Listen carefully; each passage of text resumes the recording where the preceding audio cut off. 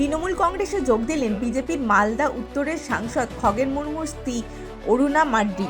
রাজ্যের দুই মন্ত্রী বার্ত বসু ও বীরবাহা হাঁসদার কাছ থেকে তৃণমূলের দলীয় পতাকা হাতে তুলে নিলেন তিনি। দলে যোগ দিয়ে অরুণা মাড্ডি জানান, মমতা বন্দ্যোপাধ্যায় ও অভিষেক বন্দ্যোপাধ্যায়ের কাজে অনুপ্রাণিত হয়ে রাজ্যের শাসক দলে নাম লেখালেন তিনি। তপশিলি জাতি ও উপজাতির মানুষের সাথে কাজ করা তার লক্ষ্য। নমস্কার সবাইকে, আমার সাংবাদিক বন্ধুদের এবং আমার পাশে মাননীয়া ম্যাডাম আছেন, নামটা চট করে আসে না, বীরবাহা হাঁসদা স্যার আছেন বসে, ব্রাত্য বসু মহাশয়, দুজনকেই আমার আন্তরিক অভিনন্দন। হ্যাঁ, আমি আজকে মালদা থেকে এসছি তৃণমূল কংগ্রেসে জয়েন করতে। দিদির নেতৃত্বে, দিদির কাজ আমার ভালো লাগে, অভিষেক বাবুও তাদের নেতৃত্বে, তাদের কাজের জন্য আমি এতদিন সিপিএমের হয়েও কাজ করেছি, যদিও কোনো আমি মানে ফ্রন্ট পেজে কিংবা কোনো দায়িত্বে ছিলাম না, সেরকম মহিলা সমিতি করেছি, আপনার বিজেপির হয়েও কাজ করেছি।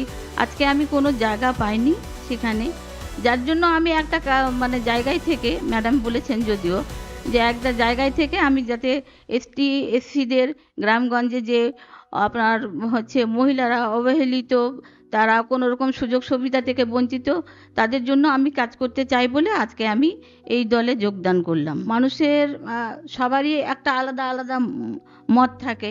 উনি হয়তো বিজেপিতে গেছেন, ঠিকই আছে, উনি তো সিপিএম থেকেই গেছেন।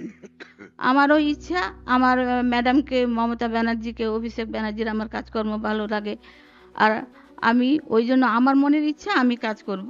হ্যাঁ, সেটা হতেই পারে, একই পরিবারে দুইজন দুই দলের কাজ করে, সেটা হতেই পারে।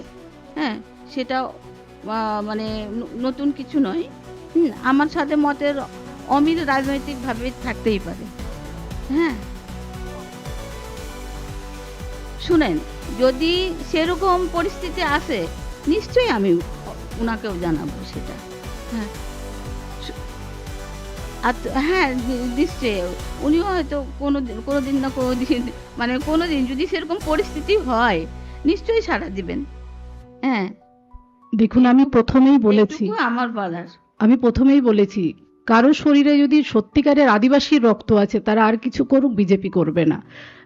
আমি প্রথমে এটা বলেছি, এবং পরবর্তীকালে আমার মনে হয় যে আদিবাসী সম্প্রদায়ের মানুষকে যদি বাঁচতে হয় তাহলে বিজেপি ছাড়তে হবে। এবং সব থেকে যে বিজেপি তো চাই না কখনো আদিবাসীরা নিজের পায়ে দাঁড়াক, যদি সেটা চাই তো আমরা আমাদের ধর্মে যখন বাচ্চারা ফর্ম ফিল আপ করে দেখবেন সেখানে সমস্ত সম্প্রদায়ের মানুষ নিজের ধর্মটা লিখতে পারে, কিন্তু আজ অবধি আদিবাসী সম্প্রদায়ে সেই ধর্ম লেখার জায়গাটাই দিল না।